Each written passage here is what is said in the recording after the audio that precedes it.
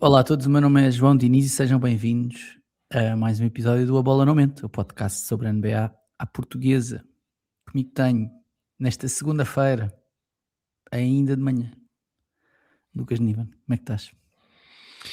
Estou bem, João Dias, estou bem, aqui na ressaca de um dia da mãe. Parabéns a todas as mães que nos ouvem, que pelas minhas contas são 3. Mas parabéns a elas todas. Não estás a contar com a minha, espero eu, porque, porque a minha Não, mãe não. não nos ouve Sei, de sei, certeza. sei que a Rita nos ouve até começarmos a falar de basquete, portanto é uma Sim, sim, é isso, e acabou. Em e princípio pronto. acabou. Pois estou a ser generoso. Estou a Yeah. extrapolar. Estás a extrapolar.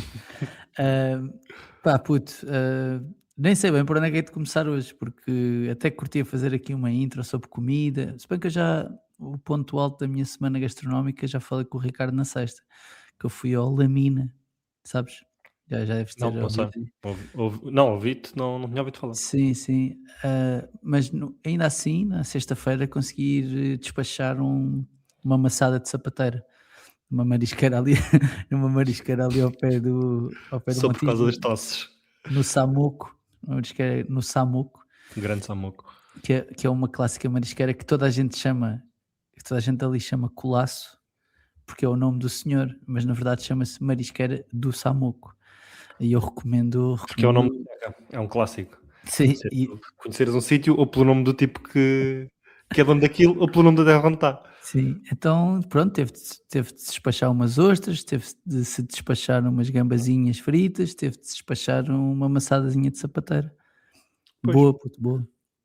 O que é que eu tenho para te contar? Fui a um restaurante do grupo não sei qual a semana passada, fui aos não sei qual fixe. Ah, epá, então. Bom, bom, bom. Sim, senhor. Porque não estou a sentir, pensei que ia Não, foi estar muito, mais. muito bom, muito bom, muito bom. Porque, é sempre difícil dissociar-te dos preços exorbitantes que ali se Sim, praticam. Mas não achei tão exagerado como os não sei qual original, por exemplo. Porque depois a matéria-prima é outra e era de facto muito bom. Pá, éramos uns quantos à mesa e epá, gostava muito de ir a esse sítio, por acaso. olha, as entradas muito boas mesmo. E, epá, e depois quem quis peixe grelhado acabou por se alinhar ali numa coisa que desse para toda a gente, então grelharam uma dourada que tinha quase 3 quilos. Pá, a Yeah, dourada era puto. assim da altura e vinha perfeita, por isso é meio caminho andado para um restaurante de peixe ficar nas minhas boas graças, é o peixe ir bem grelhado. Pá, eu acho que as pessoas não têm dificuldade, o que é fazer um peixe daquela altura e daquele tamanho e sair perfeito, e estava E mesmo, estar ali por isso suculento e não está seco e não sei o estava quê. sumarento Yeah, e a saber a carvão. Eu não sei como é que eles fazem aquilo, se é mesmo ao carvão, mas estava muito bem grelhado. yeah. Pá, é a cena, eu sei, os não sei quá, pronto, dá um bocado aquela vibe novo rico, é verdade, e pode passar um bocadinho a ideia de que é um sítio demasiado caro para o que vale, e provavelmente será. Só que, pá, comes sempre bué da bem. É isso, Comes é sempre isso. bué bem, é tipo, é absurdo o dinheiro que se paga, se calhar é, tipo, para a maioria das pessoas será com certeza, para a maioria, ou não, eu também me incluo, atenção. Sim, sim. Só que em termos de comida, tipo, é difícil, a menos que sejas influenciado pelo valor, né? Uhum. Mas é difícil depois saís lá e dizer assim, epá, não comi bem. Não, muito, estava tudo ótimo mesmo, serviço incrível, pá, e cheio a uma quarta à noite, realmente. Pois, sim. Quem está a poder, está a poder. Quem está podendo, né? Bom, epá, basquete. Puto, fiz alguma pressão para gravarmos hoje porque aconteceu Não, muita não, e coisa. estava certo, tinha de acontecer hoje isto. Tinha de acontecer hoje porque Para quem quer espreitar atrás da cortina, eu não me dava muito jeito de ser o primeiro episódio desta semana. Tentei trocar com o Ricardo, mas eu concordo que tínhamos de gravar hoje. O Ricardo não tinha disponibilidade, por isso estamos aqui numa hora de almoço. na horinha de almoço clássica para tratar disto. Porquê? Porque tivemos 3 jogos 7 no fim de semana.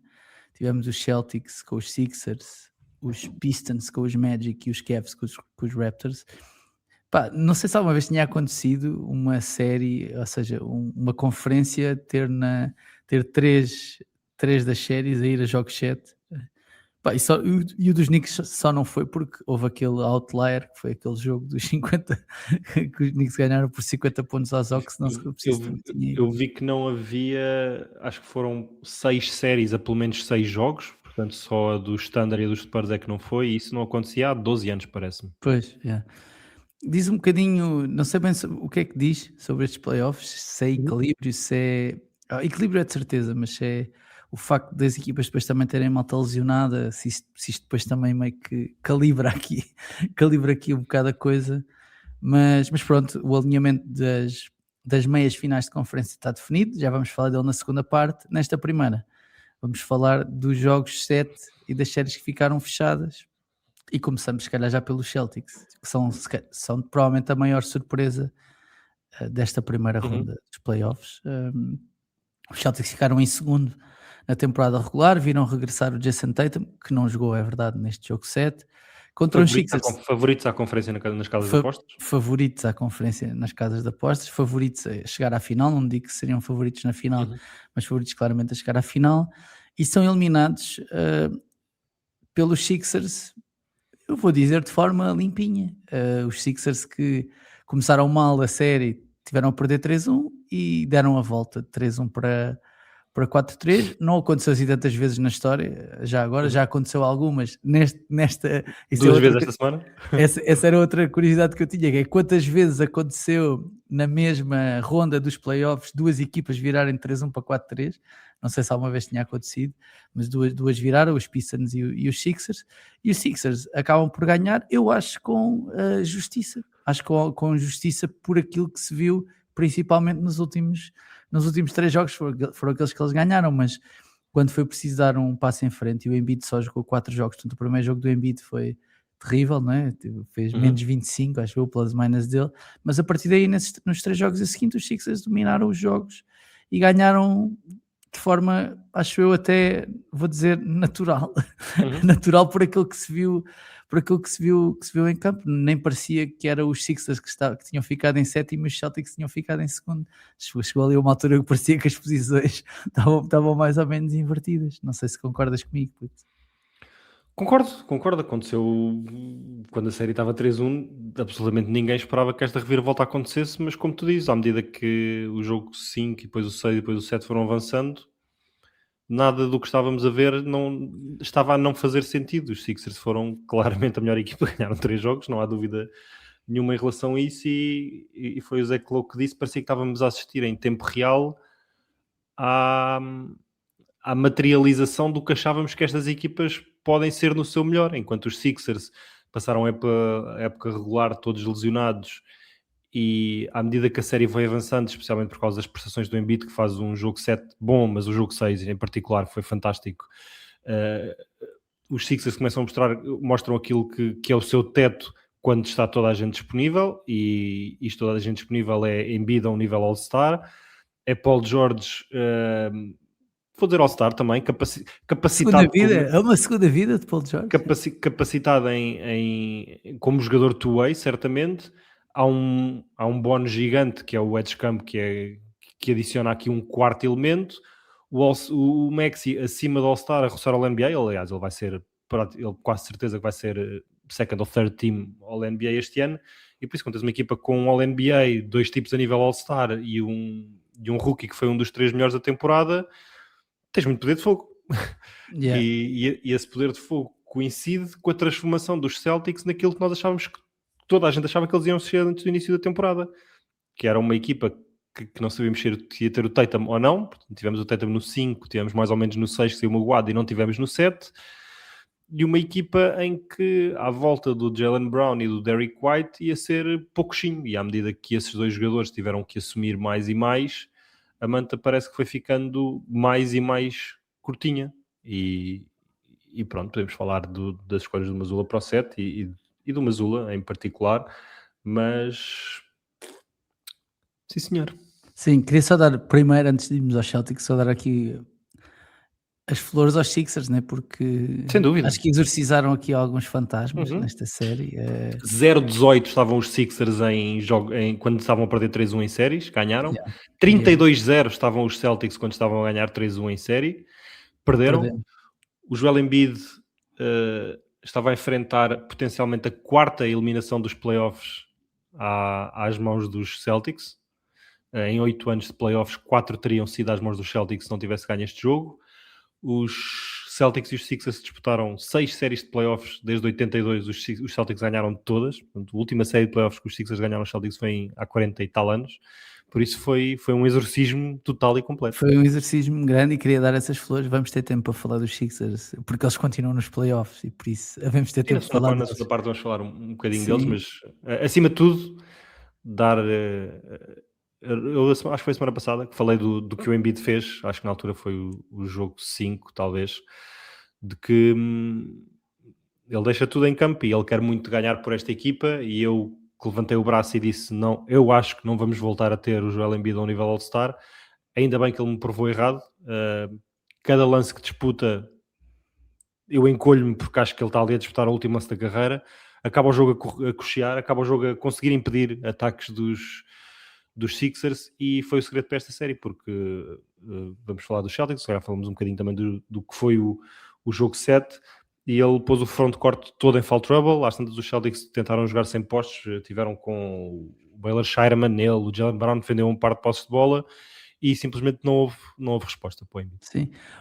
Só uma cena sobre o Embiid perdeu fisicamente, perdeu aquilo que fazia dele um monstro físico, particularmente na defesa, não é? Ou seja, um tipo que era um tapador quase de cesto e um valor seguro na defesa. Uhum. Agora, o que ele tem é uma cabeça para jogar basquetebol anormal, estás a ver? Que faz com que ele é muito esperto e é um grande jogador de basquetebol. E, portanto, quando tu juntas o facto de seres um gajo muito... E vimos o LeBron na série contra os Rockets. Quando tu juntas estas duas coisas, mesmo que o físico não esteja lá, o resto vai compensar. E o Embiid fez mais ou menos, até pelo menos na primeira parte, então, no jogo 7, tipo, fez o que quis dentro do campo, e depois na segunda houve alguns ajustamentos que o objetivo lá está de dificultá-lo, mas também ele já seria sempre mais difícil porque ele também já fisicamente não estava em condições para fazer 38 minutos, né? Ele se calhar está em condições para fazer 28, estás a ver? ou 25 em alto nível, e o resto vai ser em esforço. Pá, isso, e o Maxi e o VJ Edgecombe, tipo, lá está, muito curioso para perceber, muito curioso para perceber como é que vão ser os próximos anos ali em Filadélfia, porque o VJ, é verdade, estava tipo 19-0 em triplos nos jogos em que os Sixers perderam, mas nos jogos em que os Sixers ganharam, o triplo estava a cair imenso, e o Paul George, só para dizer isto, acaba esta série a lançar 55% de 3 pontos. Sobre os Celtics, achas que eu tinha aqui quais é que foram as chaves da série? Listei aqui uma data de coisas. As chaves para os Celtics que se perderam. Vou deixar aqui a lista e depois comentamos. Problemas de faltas do Nemias. Lesão do Tatum no jogo 7. O plus-minus do Jalen Brown ter sido menos 57 nos últimos 3 jogos. O Derrick White ter estado ausente nos primeiros 6 jogos e já agora nos últimos 3 jogos, plus-minus dele, menos 45. A incapacidade do Joe Mazzulla jogar de forma diferente, ou de pôr a equipa a jogar de forma diferente quando o sexto não está a entrar. O Zach Lowe, disseste bem, citaste-o, e ele teve uma frase engraçada nisto, porque o Mazzulla no fim do jogo disse que gostou imenso do processo e do que eles fizeram, e os expected field goals, né, que supostamente é um bocado como no futebol, né? Shot quality estava ótimo, não sei o quê. Pá, toda a razão. O Zach Lowe disse toda a razão, mas isto não é uma série à melhor de 100, isto é uma série à melhor de 7, e como é uma série à melhor de 7, o jogo é aquilo que está a acontecer à tua frente, e portanto tem a ver coisas que tu tens de fazer, tem a ver coisas que tens de ajustar para conseguir ganhar o jogo, porque é aquele jogo que tens de ganhar. Tu não estás a... E eu senti sempre que os Celtics, e o Bill Simmons também falou disso, que é, ou já não sei se foi o Bill Simmons ou o Zach Lowe, estavam sempre a pensar na série a seguir. Estava sempre a pensar, parecia que não estavam a pensar naquela série, estás a ver? Estavam a pensar isto, bom, vamos passar isto, vamos fazer aqui umas experiências, vamos experimentando as coisas, e no meio disto tudo perderam uma série, pá, que na teoria deveriam ter ganho, porque eles eram os favoritos a sair do lado do oeste para a final. Ainda te vou deixar outra, que é, se achas que depois desta série há muita gente a pensar no seu voto para treinador do ano. No Mazzulla, só malta aqui a pensar que não devia ter votado nele. Mas bom. Quem se arrepender do voto no Mazula... Não, isso não faz sentido. Eu vou já dizer, isso não faz sentido. Sim, é um prémio de fase regular e a alternativa ao Bickerstaff. Não sei se brilhou ao mais alto nível nesta primeira ronda também, porque acho que é o principal concorrente. Não sei, acho que se provavelmente o Tatum tivesse a 100%, ou pelo menos ao nível que teve no início da série, os Celtics se calhar acabam por ganhar. O plus-minus do Jaylen Brown e do Derrick White é o que é, quando perdem, eles estão muito tempo em campo, portanto quando perdem é negativo, quando ganham tende a ser positivo. No caso do Jaylen Brown não é bem assim, mas adiante. Mas o Mazzulla não sai bem na fotografia, começando pela escolha de 5 inicial, em que claramente cheirou-te a pânico. No jogo 7, cheirou-me a não saber o que é que... Cheirou-me a não saber o que é que vou fazer agora aqui uma coisa que vai parecer que é para desviar a atenção, vai parecer que é para desviar atenções, mas não é bem. Cheirou-me a alguém que... Vamos lá ver. Fazia sentido, só para contextualizar as pessoas, os Celtics entraram no jogo 7 com o Nemias no banco, o Luka Garza... Trocaram 3 titulares, sendo que um era forçado, que era o Tatum. O Luka Garza, o Baylor Shireman e o Ron Harper Jr. foram titulares. Esse 5 inicial nunca tinha jogado junto um minuto na temporada, portanto eram estes 3 mais o Brown e o White, foi este 5 inicial dos Celtics, não tinham jogado 1 minuto que seja na temporada, e o Ron Harper Jr. jogou 2 minutos ou 3, saiu, não voltou mais a entrar. E isto não é bem um plano de jogo, né? E os 3 titulares era estreia absoluta em playoffs no jogo 7. Isto não é um plano de jogo. Estreia absoluta a titular, atenção. Parece-me, eu até admito que ele quisesse experimentar algumas coisas e depois os jogadores voltavam a entrar. Ou seja, era uma questão de momentos em que os jogadores entram, porque depois o Nemias e o Pritchard acabaram por jogar muitos minutos, né? Mas não pareceu uma estratégia. A mim não me pareceu uma estratégia porque o Ron Harper não voltou a entrar. O Ron Harper Jr. não voltou a entrar. Jogou 2 minutos e não entrou mais. Então era um tipo importante para aqueles 2 minutos iniciais do jogo. Tenho dificuldade em acreditar nisso.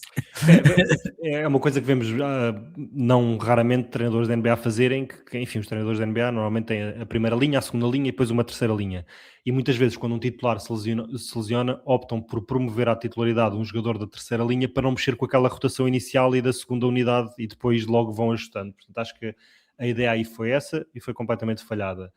Pareceu fezada, puto. Estás a ver? Pareceu fezada, que é uma coisa que o Mazzulla, acho eu, nem é muito esse gajo. Pareceu fezada. Não. Pareceu como quando no futebol a malta estreia um guarda-redes tipo num derby, estás a ver? Pareceu tipo uma cena dessas, estás a ver? Que era uma coisa anos 90. Era uma coisa anos 90, isso. E ele mete o Garza pelo Nemias claramente para tentar fazer o seu velhinho truque do Embiid, o que fazia com o Porzingis, portanto, muitos bloqueios no topo da linha dos 3 pontos sem bola, muito flare screen do Garza, muito Spain pick and roll, em que bloqueia o bloqueador, dá um passo atrás e ficou com o pick and pop livre, e teve alguns, só que os Sixers disseram, vais-nos matar pelo Garza, então tenta aí matar-nos pelo Garza, mas ao mesmo tempo que tenta dar mais triplo à equipa, ele perde o Tatum e opta por tirar o Sam Hauser, portanto ele perde muito triplo para meter o Harper e o...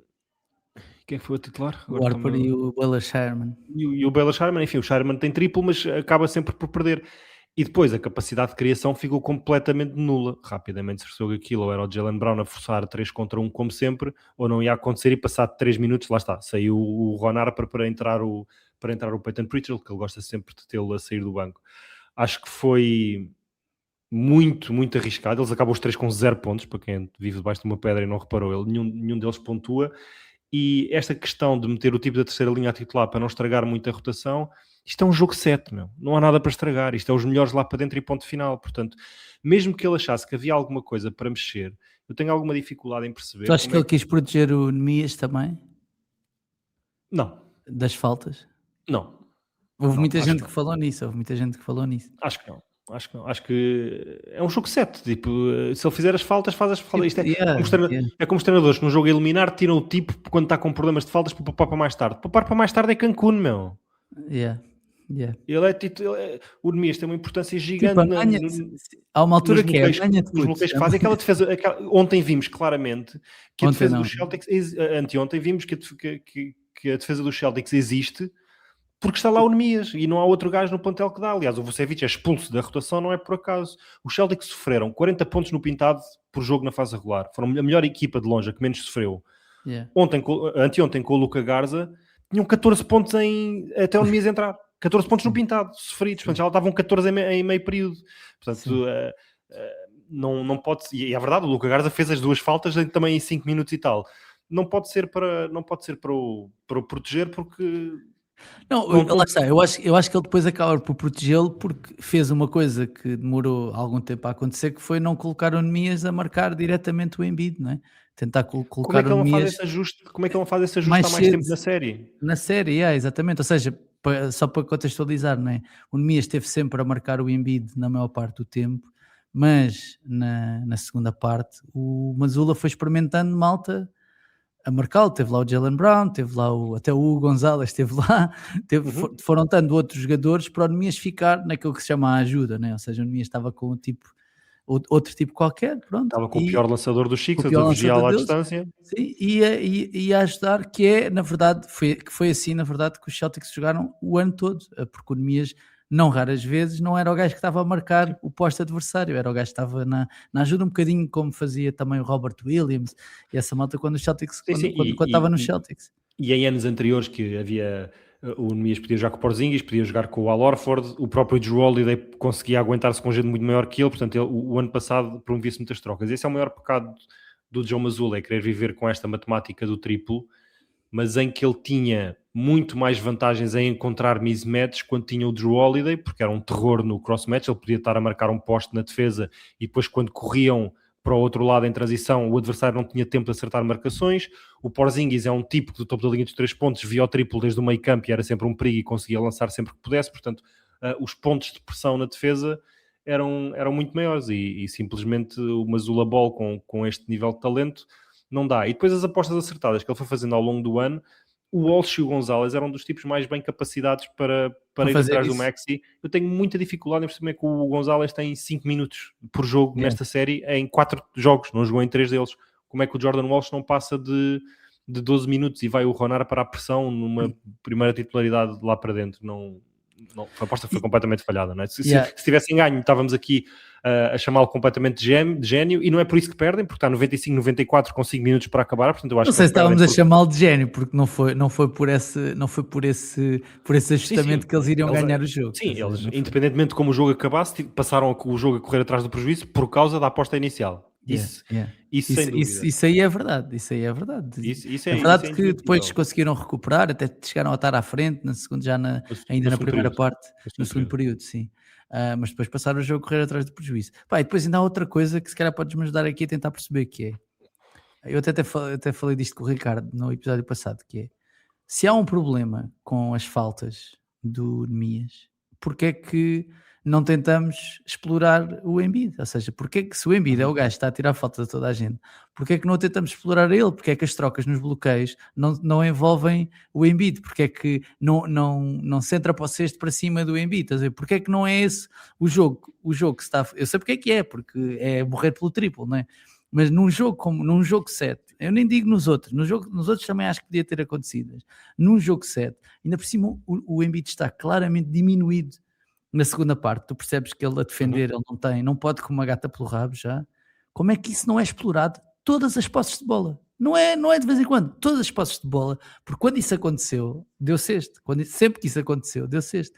E os Celtics não tiveram, os Celtics, o seu treinador, quem quer que seja, a presença de espírito para perceber, este gajo que está aqui está morto a defender, então todas as posses de bola é para o envolver, todas, não há exceção, até ser preciso o treinador tirá-lo, até ser preciso o treinador tirá-lo, porque senão eu não consigo mesmo perceber, porque isto, repara, eu não sou nenhum gênio do basquetebol, não é? Os gajos estão sentados no banco dos Celtics, estão a ver até melhor o jogo do que nós. Como é que isto não é o principal objetivo dos Celtics em todas as posses de bola na segunda parte? Estás a ver? Tem de ser, tinha de ter sido, estás a ver? Na minha cabeça tinha de ter sido, até que alguém me venha aqui dizer o contrário, Fernando. Porque o único gajo que tem capacidade para fazer isso é o Tatum. Porque é uma equipa, lá está, os Celtics são uma equipa que não joga bloqueio direto, que coloca muito pouca pressão no aro Eles são completamente alérgicos a cometer turnovers, preferem lançar um mau lançamento do que arriscar um turnover, e até certa medida estão certos, porque lá está, a matemática, quando é a melhor de 100 e quando é a 82 jogos, Certo. essa é a matemática certa, mas falharam, e o Jaylen Brown teve um stream muito curioso, que entre outras coisas disse que foi esta foi a época favorita da carreira dele. Pá, puto. 24 horas depois de ter sido eliminado, em que o franchise player dele passou 60 e tal jogos lesionado e em que ele foi eliminado à primeira, diz que foi a época favorita dele, mas disse também que ele teve a rever vários lances do jogo, entre outras coisas chamou o Embiid flopper, disse que há uma cabala dos árbitros contra ele, foi uma coisa gira.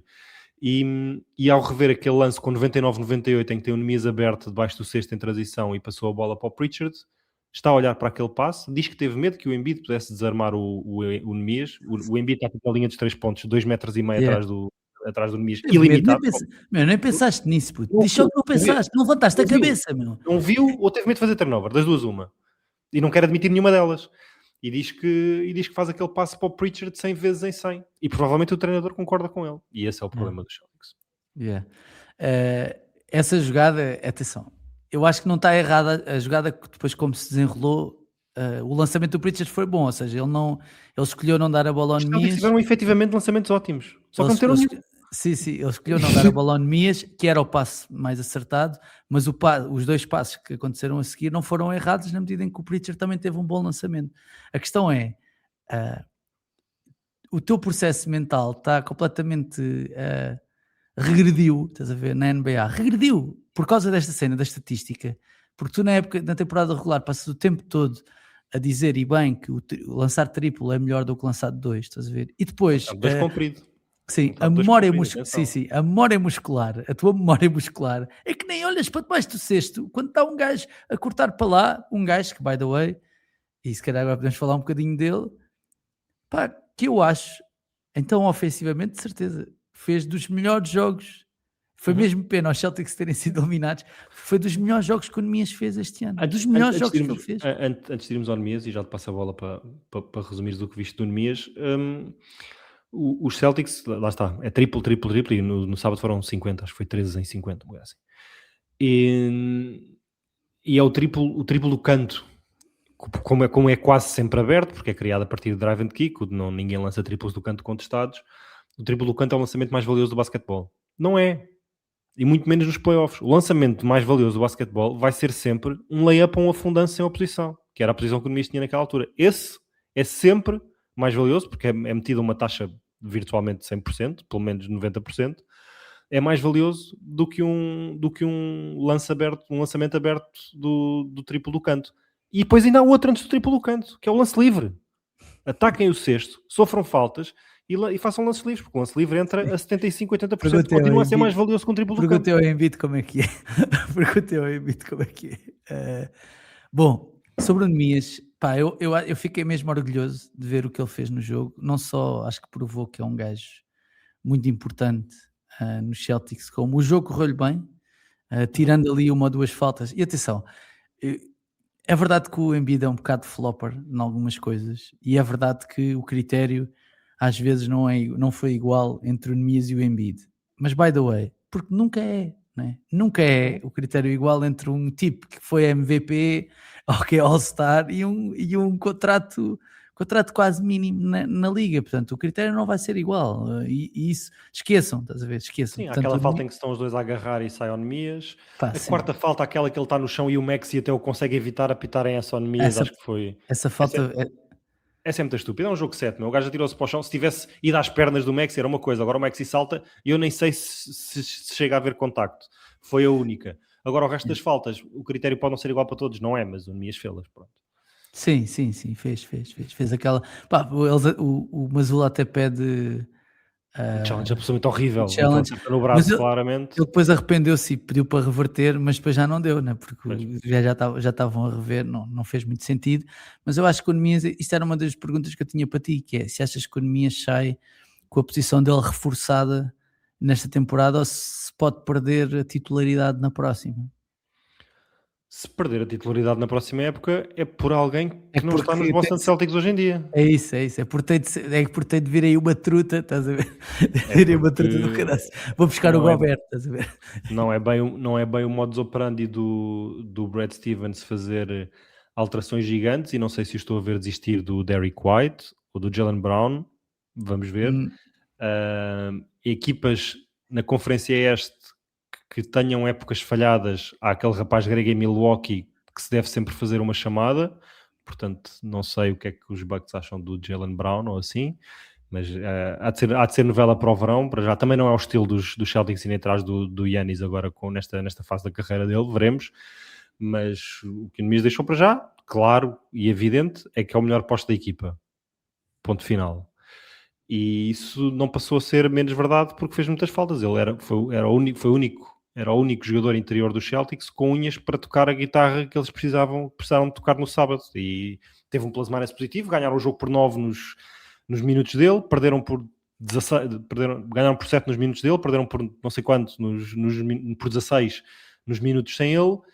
E por isso é bastante evidente o impacto que ele tem. Ele faz muitas faltas também, porque muitas vezes é o gajo que fica agarrado ao pau, estás a ver? É o gajo que está não lá. é isso, é que ele não é sequer a última linha de defesa. Muitas vezes esta equipa do Celtics é a única linha de defesa quando um adversário consegue entrar Yeah. numa penetração. A partir do momento em que está lá dentro, em que entrou na linha dos 3 pontos e está em direção ao cesto, só Nemias.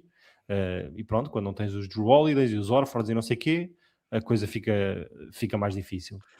Sim, eu acho que ele veio meio em crescendo. O último jogo dele até acaba por ser o jogo 7. Sinto que ele depois também foi aprendendo. Pá, lá está, que os playoffs são um bicho, os playoffs são um bicho diferente. Estes são os primeiros jogos de playoffs da carreira do Nemias, não é? E fazer um jogo 7 como ele fez, com 17 pontos, falhou um lançamento, aqui, falhou um lançamento incrível. E se aquele sexto Sim, entrasse, o pavilhão vinha abaixo completamente. completamente. Mas tem ali dois momentos, pá, de enorme qualidade debaixo do cesto, tipo, em que engana o Embiid, engana o Drummond, tem, pá, dois bons movimentos de pés, sobretudo, ganha imensos ressaltos, e lá está, é o que estavas a dizer, não havia dúvidas ali.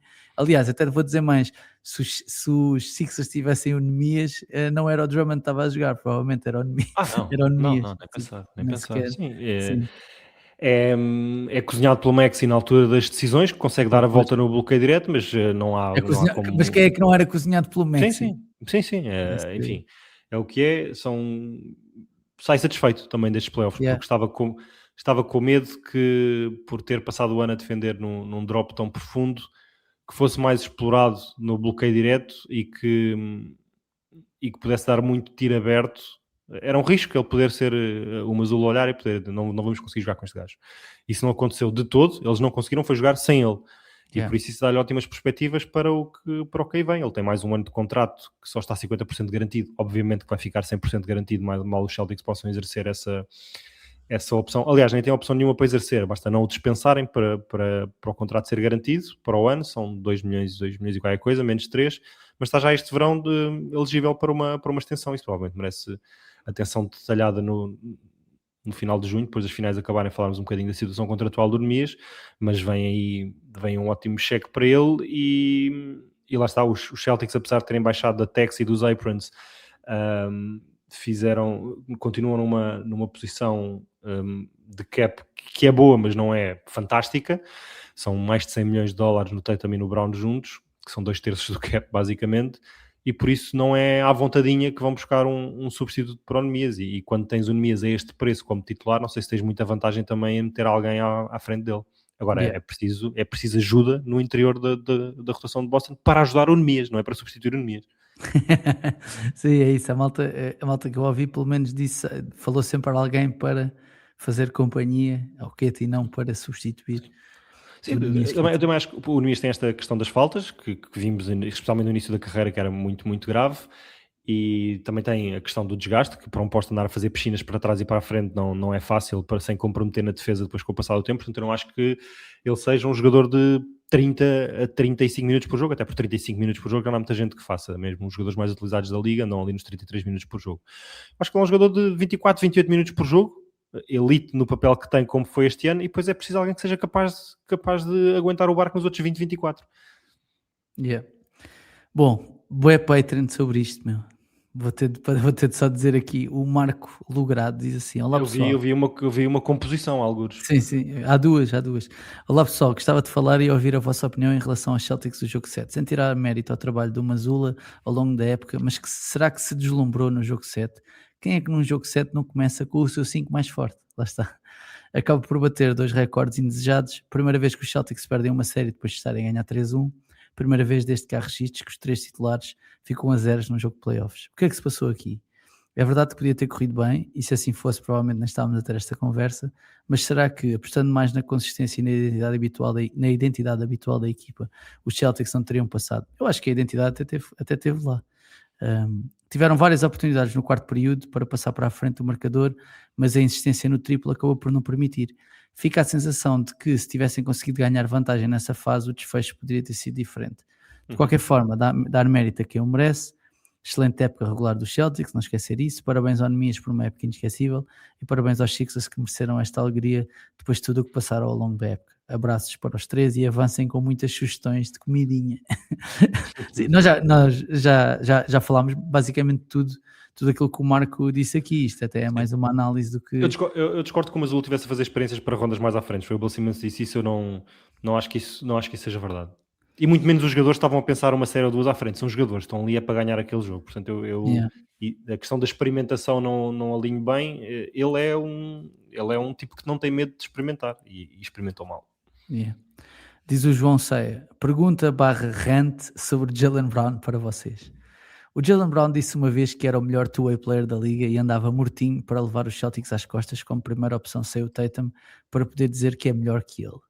Então, o segundo melhor two-way player da liga, quando teve a oportunidade que tanto queria, terminou menos 16 numa derrota por 9 num jogo 7.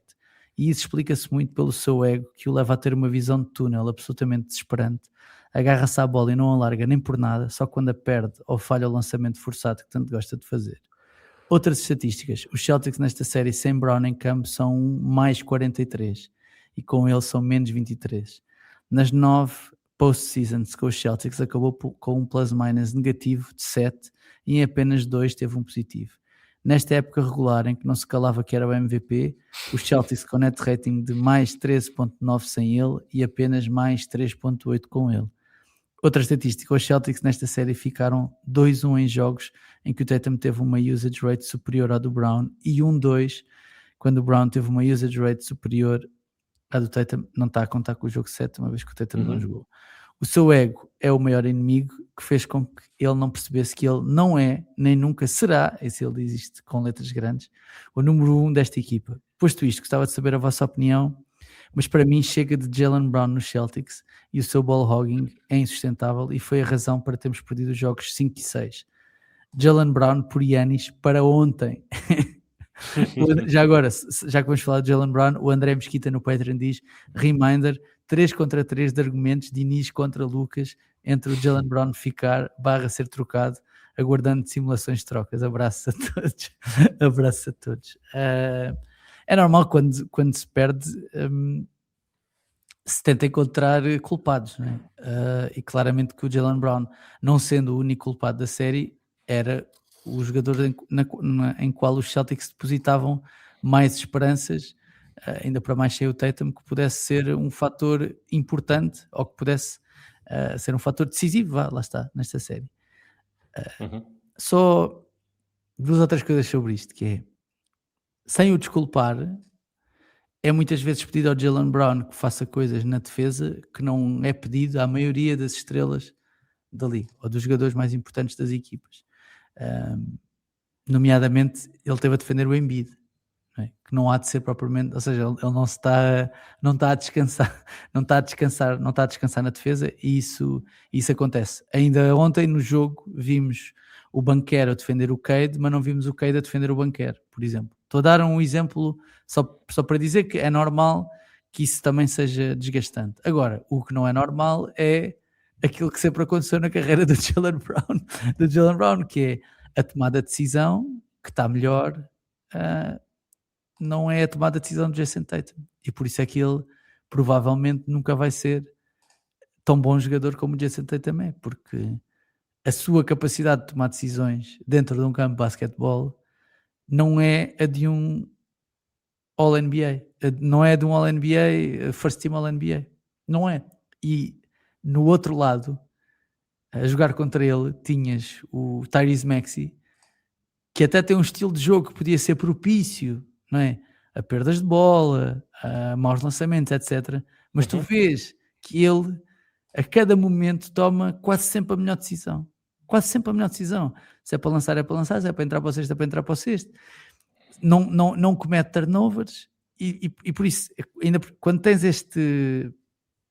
quando no mesmo jogo consegues ver dois jogadores, estás a ver, em que são exuberantes até na forma como jogam, mas um toma consecutivamente boas decisões e outro toma muitas vezes más decisões, fica muito exposto, fica muito exposto a aquilo que são as fragilidades do Jaylen Brown. Só mais uma nota que foi, não é admissível, acho eu, que o Derrick White só apareça no jogo 7 desta série. Pronto. E acho que isso também foi uma parte importante dos Celtics terem chegado até ali, porque o Derrick White faz uma série horrível, com exceção do último jogo.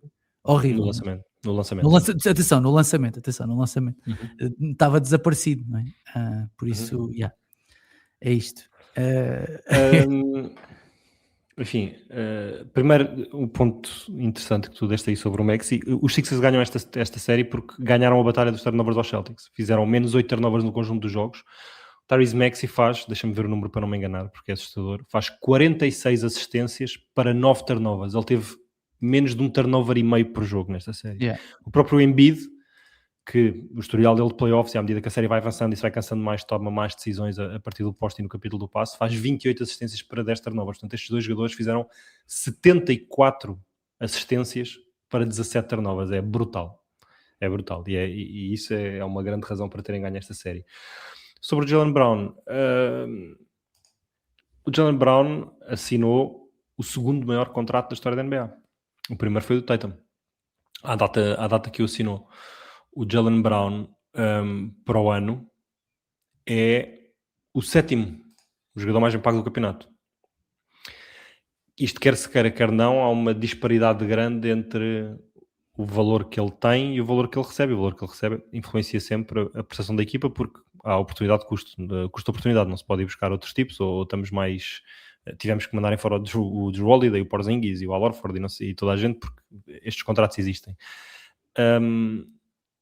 É verdade que ele este ano assumiu muito na defesa, não acho um defensor assim tão bom. Ele fez uma ótima série defensiva quando foram campeões contra os Mavericks, em que teve no Luka Doncic e ganhou uma bela reputação defensiva, mas não acho que ele seja sempre esse defensor todo. E depois o grande problema do Jaylen Brown, em que quando o lançamento dele não está a entrar, e ele é um grande shotmaker, toda a produção ofensiva no Jaylen Brown está baseada no facto da bola entrar ou não entrar numa situação de lançamento bastante discutível, porque ele tem dificuldade em driblar a bola, ele tem dificuldade em disputar um bloqueio direto, tem dificuldade em tomar boas decisões. Portanto, ele é um bom marcador de pontos muitas vezes, mas quando não é um jogador com bastantes deficiências. Acho que a história do plus-minus e quando está fora e quando está dentro começa a ser mais sinal do que barulho. Há de facto evidências a apontar para o facto de a equipa não ser tão boa quando tem que jogar muito através do Jaylen Brown. Pode ser injusta também, porque ele teve que carregar muita água pelos Celtics este ano, mas sim, eu não gosto do contrato dele, não gostei quando foi assinado, não gostei que tivesse ganho MVP da frente do Tatum, porque achei que o Tatum foi melhor em ambas as séries, mas pronto, é um jogador que teve sempre muito boa fama, acima daquilo que eu... de cima da avaliação que eu fazia dele, e pronto, é um dia mau em casa de João Diniz.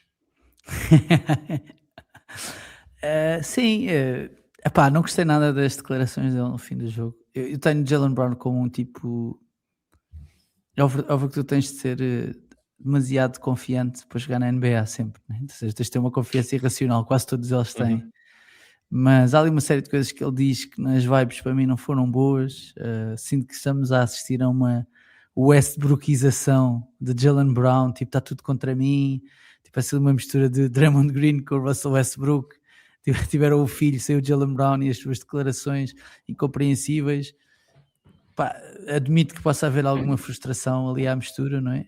Mas, Uhum, pá, não gostei do que ouvi, não gostei do que ouvi. Tenho aqui, uhum. já que pediram trocas aqui o André Mesquita, tenho 3 para ti, puto. Manda, dissemos que Quiseres íamos perder 20 quiseres minutos nos Celtics, vamos com 45. sim. Ah, Jamal Murray por Jaylen Brown, quem é que diz que não primeiro? Os Nuggets. Os Nuggets, ok. Sabonis e Hunter por Jaylen Brown e Sam Hauser. Os Celtics. Kevin Durant por Jaylen Brown. Esta é a minha favorita, deixei a melhor para o fim. Kevin Durant por Acho, Jaylen Brown é giro, acho, que é os, giro. acho, que os Celtics não acho que os Celtics não desfaziam os Jays por causa do KD. Acho que não. E achas que deviam ou não? Não. Não, ok. Para arrebentar mais um balneário, não vale a pena. O KD também só tem mais um ano de contrato, né? Não, ele tem uma extensão. Tem mais um, pelo menos. Tem mais dois. Ou mais um da opção dele. Ah, é? Ah, ok. É. Então não trocarias KD por Jaylen Brown. Eu gosto desta, pá. Eu acho esta Não. fixe. Pá, Acho esta fixe. parem de ser namorar pelo KD, meu. O que é que vocês querem? Um balneário tóxico, meu? Queres o Nemias a partilhar balneário com o KD? Queres que haja leaks de mensagens no grupo do WhatsApp com o KD a dizer que o Nemias é um atrasado mental? Foi o que ele fez de colegas de equipa deles este ano. Pá, Ai. Bom, bora só falar das outras séries já agora. Tivemos Cavs contra os Raptors. Também foi a jogo 7. A equipa que chegou em casa ganhou sempre. Ontem tivemos talvez um dos jogos de carreira do Jared Allen, que temos de recordar a declaração dele que diz que o barulho disse há das uns luzes era anos muito. que o barulho das luzes nos playoffs era muito. E coitado, é uma declaração que o persegue até ao dia de hoje, mas finalmente ontem tivemos uma grande segunda parte do Jared Agora Allen. agora vamos ter Jared Allen contra Jalen Duren, que são claramente dois Sim, tipos afetados pelo barulho das luzes. o barulho das luzes. Os Cavs que passam esta série, apesar do James Harden, e não por causa do James Harden, não por causa do James Harden, Cá estamos. que também podemos dizer assim: epá, não acredito, então não é que nós vamos chegar ao James Harden e o gajo não foi capaz de fazer a diferença numa série de playoffs. Bom, foi o que aconteceu. E no final do dia descreveste uma coisa engraçada, que é as individualidades dos Cavs foram melhores do que a equipa dos Raptors, porque os Raptors até jogaram em equipa, até funcionaram melhor, mas eu acho que as ausências do Ingram e sobretudo do Quickley, que não jogou a série toda, Exatamente. acabaram por decidir o jogo, porque os Cavs não se pode dizer que tenham convencido Não. nesta série. O Scottie Barnes foi o melhor jogador da série. Claramente E o faltou algum segundo melhor jogador, não sei se não foi o RJ Barrett. faltou algum punch ofensivo aos Raptors. Na primeira parte os triplos estavam a entrar e estavam a conseguir sair em transição, a coisa até estava a acontecer, mas uma equipa com dificuldades evidentes no 5 contra 5 a meio campo, mas os Cavs puseram-se a jeito e estiveram muito, muito perto de ser eliminados pelo Colin Murray Boyles e pelo Jamal Shead e pelo Jamison Battle. Portanto, agora vêm os Pistons, já falamos um bocadinho da série a seguir, mas lá está. Disseste no início que a passagem dos Sixers é justa e à melhor de 7 passa sempre a melhor equipa. Nesta também teria sido justa qualquer equipa que passasse. Eles ao intervalo do jogo 6 estavam com o mesmo número de pontos na série. O sexto fechou para os Raptors na segunda parte. Os Cavaliers começaram a preocupar-se com o jogo, começaram a sair em transição o terceiro período do Jared Allen. Para terem noção, ele faz um duplo-duplo, 14 pontos, 10 ressaltos. Foi a segunda vez que um jogador este ano, faz regular ao playoffs, conseguiu fazer um duplo-duplo apenas num período. Acho que conseguimos imaginar quem é que foi o outro. E pronto, acabaram por arrumar com o jogo, mas não deixam uma grande imagem. Yeah, não deixam. Já agora só dar aqui as flores ao Scottie Barnes e ao RJ Barrett, que eu acho que saem com a reputação reforçada nestes Sim. playoffs, com o Ingram em sentido contrário, Sim. mas eu acho que eles os dois, e o Scottie Barnes, de facto, os Raptors às vezes estão um bocado escondidos, não é? No sentido em que não são uma equipa com grande visibilidade, não é? Na Liga, e estou cá em Portugal ainda menos, não é? Mas ver o Scottie Barnes a jogar é uma coisa que impressiona. Fisicamente ele, para além de ser ele é uma besta, não é? Fisicamente, mas ele tem uma desenvoltura incomum para o tamanho que tem. E é uma coisa, lá está. foi evoluindo na tomada de decisão até tomar cada vez melhores decisões com a bola na mão, e ele está a tomar cada vez melhores decisões com a bola na mão, e é um All-Star nesta altura, sem dúvida nenhuma. Sobre os Pistons, não, diz. Quis dizer mais alguma coisa?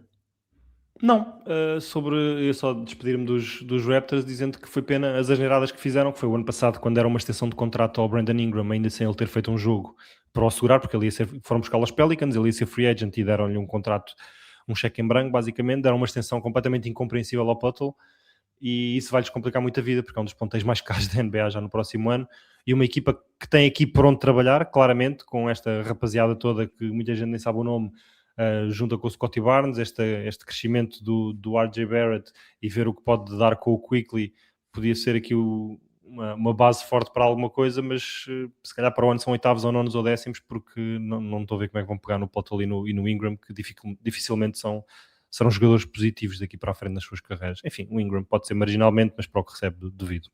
Yeah. Pistons. Eu acho que no final do dia os Pistons ganharam o jogo 7 em casa frente aos Magic. No final do dia acho que cumpriram a obrigação, não é? Relembro que os Pistons foram primeiros classificados na Conferência Este, ganharam 60 jogos, e por isso eu acho que tinham a obrigação de ganhar aos Magic, que estavam no chão nesta série, estavam completamente no chão antes do play-in começar, e que foram buscar forças não sei bem aonde, para conseguir levar isto a 7 jogos, para além de terem ganho os 2 jogos do play-in. Fica a dúvida se com o Franz Wagner teriam passado os Magic. Não teriam passado. Achas que não teriam? Principalmente pela defesa ao Cade. Não teriam passado. O Cade, desde que o Wagner se foi embora, o Cade tomou conta da série. Ponto final. Não, estou a perguntar se tivesse o Franz Wagner, se os Magic teriam passado. Teriam. Teriam passado. Estás a dizer que os Pistons não teriam passado. Exatamente, pensava que estava a falar dos Pistons. Sim. Ok, se os Magic teriam passado com os Pistons, com esta eliminação provavelmente é o adeus ao Jamal Mosley, né? O treinador dos Magic, que já havia rumores de que ele se iria embora, e mais uma nota só para falar do Banquer, que eu acho que até acaba por sair bem desta série, sair bem no sentido em que ele ontem, por exemplo, disse presente, marca 20 e tal pontos na primeira parte, e toma relativamente boas decisões com a bola na mão. Mas não sei, tipo, houve uma pessoa que até me mandou uma mensagem a dizer no Instagram, a dizer, eu tenho de falar bem dos Pistons e tal. Eu não importo de falar bem dos Pistons, eu acho que estava 3-1, a série estava 3-1 para uns Magic que estavam debaixo da terra, e por isso fica difícil falar bem dos Pistons quando isso estava a acontecer, e acho que todos os receios que haviam sobre a equipa durante a fase regular, não é? Não haver mais criação para além do Cade, quem é que é a segunda força ofensiva, e o apagão, ofensivamente, do Jalen Duren, tipo, tornaram os Pistons uma equipa, lá está, passível de ser eliminada por uns Orlando Magic que estavam a caminho de Cancún, estás a ver? E acho que isso é que é prejudicial. E se não fosse ontem à noite, óbvio que é sempre se não fosse alguma coisa, para qualquer que fosse o resultado, né? Aparecer o Tobias Harris, né? Vindo não sei de onde, os Pistons não estavam aqui para contar a história, provavelmente.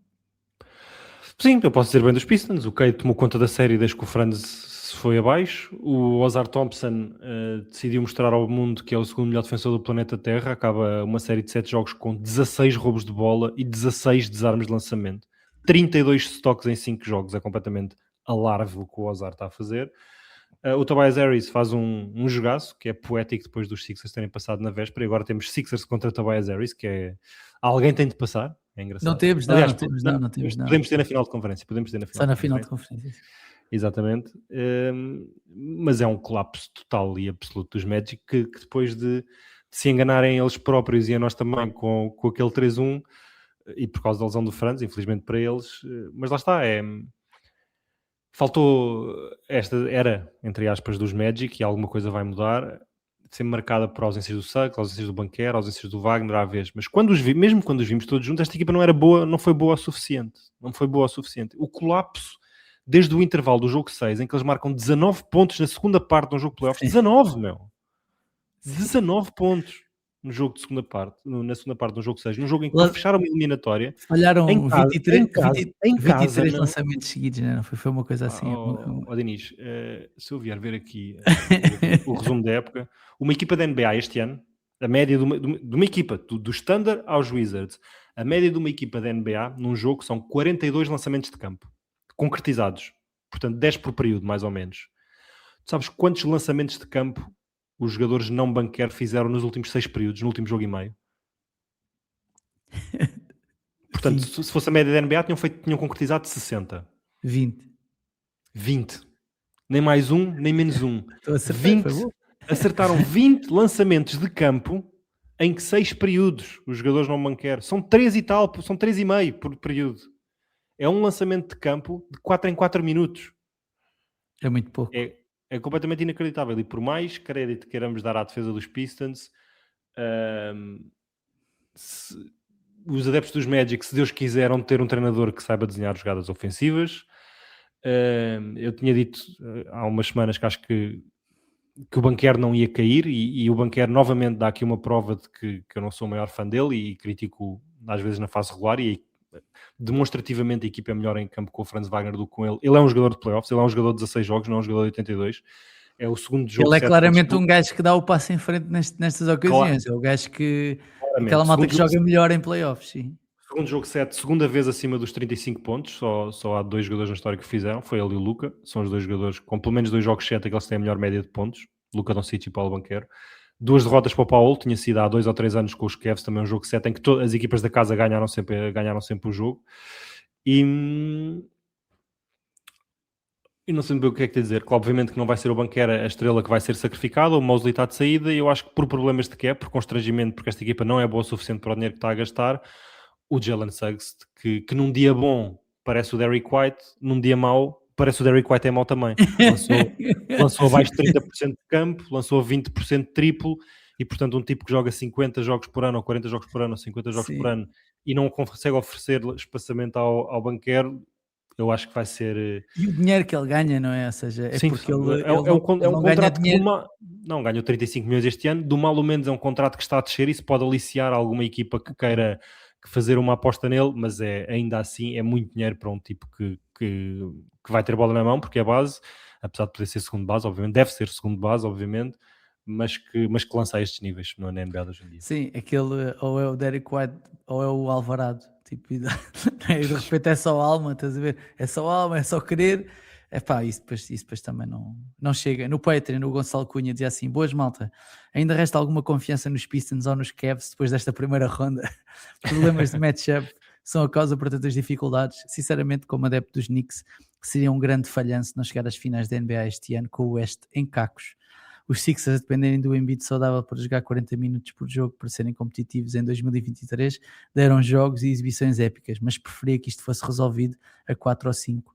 23 lançamentos falhados seguidos impediram os Knicks de terem vantagem casa no resto dos playoffs no Oeste. Abraço aos teus. Isto é uma alusão ao jogo dos Magic. Sim, eu concordo com o Gonçalo. Eu acho que a amostra dos Cavs e dos Pistons, e a seguir podemos falar dos Knicks, não é a melhor para aquilo que resta. Ou seja, não abre boas perspectivas para estas equipas no que vem aí dos playoffs. O Pedro Leiria... Sim, falamos um bocadinho de cada série a seguir ao intervalo, mas sim, nenhuma equipa de este está a encantar, eu diria. Não está. Os Sixers são a equipa que encantou mais até.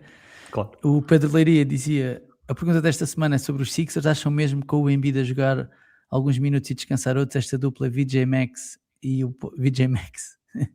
Paul George a jogar 80% do seu melhor como está, não serão suficientes para bater primeiro uns Knicks que, apesar de demolidores no ataque com as rotações mal feitas, não seria novidade este ano feitas pelos Shore, Mike Brown, e depois com os Pistons ou Cavs, com problemas de matchups também e de ajustes, como se viu nesta primeira ronda, os Sixers podem ter as portas do Oeste escancaradas como nunca este ano para as finais. PS, seria top uma live de YouTube, como falaram, dos três, a assistir e a reagir ao vivo a um jogo cedinho, que sabemos que o João Diniz não gosta de se deitar à tarde. Seria possível abreijos aos três. Temos de ver, por acaso, não sei se ainda vou haver jogos a horas decentes. É capaz. Bom, sim, se calhar lançamos estas perguntas do Pedro na segunda parte, para quando fazemos a antevisão na segunda ronda. Por isso falamos só agora das odds, das odds que não mentem da Betan.pt, que é a escolha de consumidor e marca 5 estrelas em apostas esportivas. Trago-vos as odds hoje para o título da NBA. Thunder favoritos, né? Continuam. Já que era para o título do Mundial de Snooker. Já vamos falar sobre isso se quiseres. Como estamos com tempo, Thunder 1,52, Spurs 3,50, Knicks 6,70, Pistons 10,50, Cavs 12, Lakers 17, Sixers 21, Timberwolves 40. Pá, vou aqui fazer uma confissão. Eu fiz uma apostazinha aqui nos Timberwolves. Estou aqui a assumir. Acho que a odd está demasiado alta para o upset. Não sei, o upset.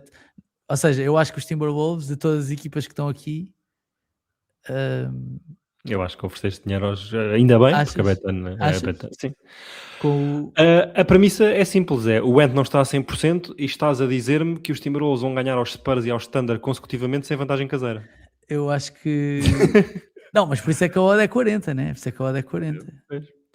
Mas acho que sai equipa na liga destas todas que estão a competir, que pode ganhar a uma dessas duas equipas, são os Timberwolves. Portanto, sim. Acho que para longos shots deves sempre meter uma de este, porque não sabes como é que aquilo vai acabar e há uma que vai parar à final de certeza. Sim, mas isto é para ganhar o título, não é para ganhar o Oeste. Mas é para ganhar o título, uma vai estar lá, uma vai estar na final de certeza. Não vai ter que eliminar os Spurs e os Thunder, só vai ter que eliminar uma delas. Não confio nisso. Bom, mas já sabem, se quiserem apostar nestes ou em quaisquer outros esportes, podem fazê-lo em betano.pt. Escolha do consumidor e marca 5 estrelas em apostas desportivas. Hoje vamos já ter jogos da segunda ronda dos playoffs. Segunda ronda que vai opor os Knicks aos Sixers, os Pistons aos Cavs, os Thunder aos Lakers e os Spurs aos Timberwolves. É isto que vai. Hoje acho que temos já Knicks, Sixers e Spurs Timberwolves. Acho que é assim, não é? Se não me engano. Bom, previsões para isto. Knicks, Sixers, Lucas. Quais são as vibes? Acho que a música vai cantar diferente para os Sixers nesta série, porque se só havia anemias a proteger o pintado de Boston, aqui vão ter o Cat, que ele é um mau defensor no espaço e tem fama de péssimo defensor, mas ele já mostrou numa série contra o Jokic que homem contra homem consegue defender o seu espaço, porque é um jogador muito comprido. Portanto, ele diretamente no Embiid pode não ser assim tão má ideia. O OG Anunoby está a jogar o melhor basquetebol da vida dele, se for preciso. Portanto, aqui o frontcourt dos Knicks vai fazer-se sentir. Ressurgiram agora uma picardia de 2019, o Embiid e o Cat odeiam-se, eu já não me lembrava. Portanto, isso é um já bom não me lembrava disso também, mas adorei. Até porque o Embiid, quando começa a ganhar confiança, não viste ele no jogo do Celtics, já estava a mandar toda a gente sentar-se, não sei o que, e chegou ao pavilhão com os óculos escuros e com os fones do LeBron que ele utilizou no 3-1 contra os Warriors. Picou-se com o Jalen Brown, foi bom, foi bonito isso. E há 2 anos picou-se com o Mitchell Robinson, em que houve ali lance em que, casualmente ou não, estavam a lesionar um ao outro e a coisa não ficou bonita. Olha que dois para andarem com essas brincadeiras. Por outro lado, se o Jalen Brunson foi cozinhado pelo CJ McCollum, vem aí o Maxey. E eu não sei... Muita curiosidade para perceber como é que os Knicks vão conseguir defender do Maxey e do VJ, principalmente do Maxey, porque... sim, os Knicks vão começar com o Mikal Bridges no Maxey, provavelmente. Vamos ver se o Mikal Bridges tem pedalada para isso, porque o dos Suns tinha. Agora eu não sei se ele... A velocidade não tem certamente, portanto vamos ver se tem o jogo posicional para se defender. Mas vai haver Deuce McBride, vai haver Alvarado, vai andar a fazer de carraça ao Maxey, portanto há algumas soluções saídas do banco. Não sei se o 5 inicial está tão bem equipado quanto isso. Na defesa, o Brunson provavelmente não se vai esconder no Paul George, não se vai esconder no Embiid, no Maxey também não, portanto eu não sei se o vão pôr no Edge Camp. Não sei se o vão pôr no Não pode ser no Kelly Oubre, porque a diferença aí de física é muito grande. Não sei se não vai começar no Kelly Oubre, mas aí o Kelly Oubre é um jogador que explora muito bem a linha de fundo nos cortes, entra bem no ressalto ofensivo vindo do lado fraco, e é uma coisa que o Jalen Brunson não está preparado para defender. Não sei, depois quando jogarem os Barlows e não sei o quê, talvez o ponham lá, mas não há um sítio óbvio para esconder o Jalen Brunson. Do outro lado, quem é que vai defender o Brunson? O Edgecamp conseguiu, acho que foi o matchup defensivo que vimos mais na fase regular, foi VJ Edgecamp no Jalen Brunson, e há alguém que é capaz. Onde é que o Maxey se vai esconder também na defesa, porque o Anunoby e o Bridges são extremos muito grandes, portanto, não sei. E depois o principal, que é, desconfio que o Anunoby começa a série no Paul George, Mas vai acabar no Embiid. mas vai acabar no Embiid. E a defender o Embiid não vai ficar com o Cat. O Embiid a defender... Vai começar o Paul George no Cat, creio eu, até porque vai até à linha dos 3 pontos, e eles começam com o Embiid escondido no Josh Hart. Acho que começam por dar o lançamento de borla ao Josh Hart. Portanto, há O Josh Hart é capaz de ser o gajo que fica com o Maxi também. Ou achas que não? Não tem velocidade. Não tem velocidade nem ancas para isso, não creio.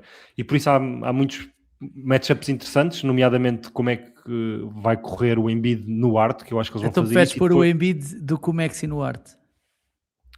Pois, o Maxi também pode ser escondido no Hart, mas depois o Hart também é dos melhores bases a ressaltar do campeonato. Portanto, aí depois sujeitas-te a que haja um barril de segundas oportunidades que os Knicks adoram. Mas pronto, vamos ver. Onde esconder os dois bases é importantíssimo. Quem é que os vai defender é importantíssimo. E depois este jogo de quem é que o Embiid marca são as primeiras coisas que eu vou olhar na série. Acho que no final do dia, e depois temos sempre que fazer aqui um hedge à saúde do Embiid e dos Sixers. Eu vou dar vantagem à equipa da casa, vou dizer Knicks em 6. Knicks em 6, ok. E o outro jogo de hoje já foi confirmar, é mesmo Spurs Timberwolves. O Ant já está questionable, não é? Ou seja, já está... Sim. O Charania disse que havia esperança que ele jogasse os jogos em casa, o 3 e o 4, e passado umas horas apareceu logo questionable para o jogo 1, portanto talvez apareça já no 1 ou no 2. Eu acho que sei o que é que vais dizer, mas vou só fazer aqui um pequeno introito, que é... Eu acho que nós andamos sempre a fazer o funeral a esta equipa dos Timberwolves, porque já o ano passado parece-me que já tivemos esta conversa e eles voltaram a ir à final de conferência. Por isso, os Spurs, que são claramente a melhor equipa do que os Timberwolves, isso não está aqui em causa. Em bom da verdade, é verdade que os Wolves foram a única equipa da Conferência Oeste a ir 2 vezes à final de conferência nos últimos 2 anos. É bom lembrar que o ano passado bateram nos Lakers na primeira ronda e bateram bem, mas depois jogaram contra os Warriors sem Steph na segunda ronda. Sim. Pronto, mas é preciso estarem lá e chegaram à final de conferência, pronto, é só isso. E perderam não foi como há 2 anos que foram ganhar um jogo 7 a Denver e chegaram à final e perderam com o conferência. Standard em quanto? Já não me lembro. 5. Perderam em 5, ok. Foi uma gentleman sweep das antigas. Foi. Ainda assim, eu acho que, não sei, tenho alguma curiosidade para perceber, perante uma equipa mais adulta, como é que os Spurs, com estas luzes, lá está, dos playoffs, se vão safar, porque eu acho que o Embi vai ter aqui se calhar o matchup mais difícil que ele poderia ter. Eu coloco o Gobert à frente do Chet e não sei o quê, eu sei que o Chet é finalista, mas o Embi tem cozinhado o Chet todos os jogos, e por isso eu acho que o Gobert será o pior gajo que lhe podia aparecer à frente. Sei que não vai haver antes já, mas eu acho que não vai ser assim tão fácil para os Spurs. E não consigo... Lá está, apostei há bocado nos Timberwolves. Até gostava que passassem, mas acho que não vai ser assim tão fácil para os Spurs. Acho mesmo que não vai. É capaz de não ser, porque já desisti de tentar descreditar estes Timberwolves. O que não vai ser tão fácil é para os Timberwolves entrar no pintado. Não, isso vai ser muito difícil. A defesa dos Nuggets tem problemas bastante maiores do que, para além do que o Jokic não funciona como âncora defensiva. É que quando não há o Aaron Gordon, não há absolutamente nada lá dentro que consiga defender. E não há grande capacidade de impedir penetração também com o Jamal Murray, com o Cam Johnson, etc. Aqui há Vassell, há Castle, há Dylan Harper, mesmo os que não são ótimos defesas, são muito atléticos e vão dificultar as penetrações dos Timberwolves, e depois o guarda-redes está lá dentro.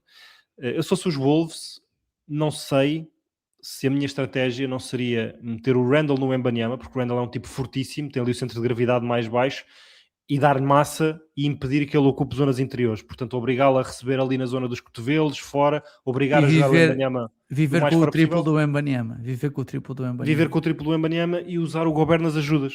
Deixar o Gobert como roamer, a guarda-redes. Porque esse é o problema, não é? Esse é o problema. Para as penetrações dos bases dos Spurs. Porque aí, se for os Wolves, eu quero 2 coisas no ataque dos Spurs. É que o Wembanyama esteja tão longe do cesto quanto possível e que os bases deles atirem tantos triplos quanto possível, porque o Kessel é mais perigoso na penetração do que no triplo. O mesmo é verdade para o Harper e o mesmo é verdade para o De'Aaron Fox. Portanto, eu tenho preocupação em fechar o pintado, e eu aí não sei se o Chris Finch vai ter essa leitura a começar a série, mas eu faria o Randall no Wemby e Gobert a guarda-redes. Agora, Achas que vamos ter...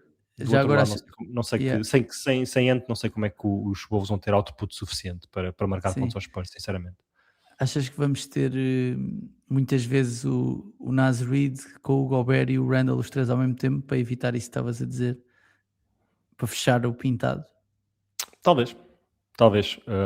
Até porque o Naz Reid Depende. depois também dá outras coisas, pode dar outras coisas ofensivamente. Ou seja, não há muitos criadores, não é? Depende. Acho que foi uma coisa que o Finch utilizou como último recurso, quando não teve sequer o Ayo do Sumo, portanto era os jogadores que tinha e teve que usar com os três. Acho que não é uma coisa habitual, mas pode ser uma carta que ele tenha, até porque isso traz um aspecto engraçado à série, que é os Wolves poderem jogar com 3 bigs e muitas vezes os Spurs jogarem com 3 bases ao mesmo tempo. Isso dá um confronto engraçado. Lucas, só não sei se estás preparado para esta notícia da última hora. Então não é que os Orlando Magic dispensaram o Jamal Mosley. Ninguém estava à espera. Ninguém estava à espera. Está confirmado, chama-se Sharam já confirmou.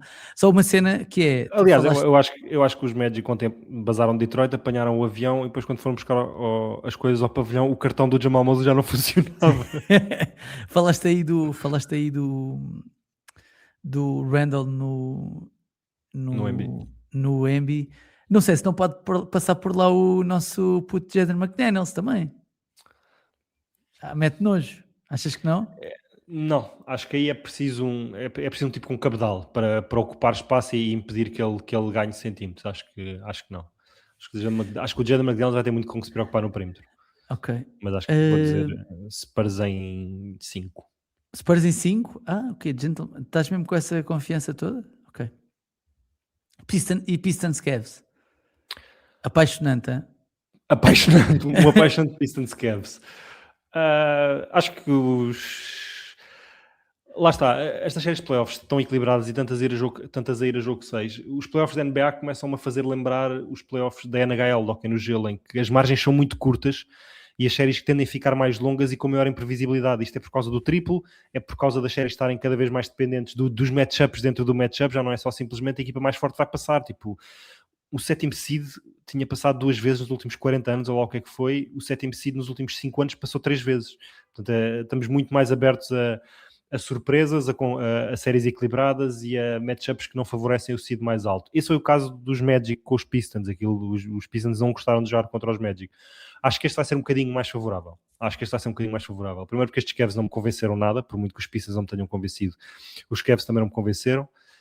O Ozar vai lançar o terror no Harden e no Donovan Mitchell. Vamos ver no frontcourt quem é que tem menos medo do barulho das luzes, mas acho que vai ser muito por aí. Mas acho que vou dar vantagem à equipa da casa. Vai ser uma série que não vai ser muito bonita. Vou dizer Pistons em 7. Pistons em 7, achas que vai a jogo 7? Acho que esta vai até ao fim. Estas duas acabaram de sair de uma série de 7 jogos em que ninguém convenceu. Como é que eu posso ter confiança que alguém vai resolver isto em 5? Yeah. Diz assim não, falta a última, que é Thunder Lakers. Thunder em 4. Thunder em 4, é isso. É essa confiança que tens na tua equipa. Depois de veres LeBron James fazer uma das melhores séries da sua carreira. Esta série é a única série que nos pode impedir de termos o 8º campeão diferente em 8 anos. As outras equipas todas não fazem parte do grupo de campeões. Os Raptors foram eliminados ontem, eram a última que tinha sido. Enfim, os Thunder obviamente são a maior favorita a impedir esta série histórica da NBA, a maior série da história da NBA, 7 campeões diferentes em 7 anos. Não são os Lakers que vão estragar isto, de certeza. Mas pá, lá está, é como o Zé Clau dizia, o Luka aparece de repente bem e o J-Dub não volta, tens ingredientes para uma série mais ou menos equilibrada, mas o Luka não vai voltar a 100%. E os Thunder têm mais do que equipa suficiente para rebentar com os Lakers mesmo sem o J-Dub. Esta série não tem ponta para onde se pegar, começa a analisar, a não ser ter pena de LeBron. Achas que o Luka ainda volta ou não? Não. Achas que não? Não vai Acho que jogar. não. Não vai. Não vale a pena. O Não vale gajo a também pena. deve estar a pensar assim: o quê? Vou para ali? Vou voltar para ali? Vou voltar para estar a comer os cornos Do Dort, tipo yeah, do Ludor, tipo para estar-me a pregar rasteiras? Não, yeah, não, não. Estou bem. yeah, Estou bem, yeah, deixa estar. yeah. Muito bem, Lucas. Obrigado por este bocadinho. Falarmos de basquetebol. Malta, já sabe que podem e devem ouvir e subscrever o podcast, deixar estrelas e críticas no iTunes e também no Spotify, seguirem-nos no Twitter, no Instagram, no TikTok, subscreverem o nosso canal do YouTube, ativar o sininho, olha lá o que é, e tornarem-se patronos do A Bola Não Mente em patreon.com/A Bola Não Mente, sem til, porque não há til nos URLs. Aquele abraço, puto. Boa semana. Um grande abraço, boa semana. Obrigado por seres quem és. E aquilo que tu és um tipo que, ao mesmo tempo que quer mais patronos, teima em não falar do Mundial de Snooker.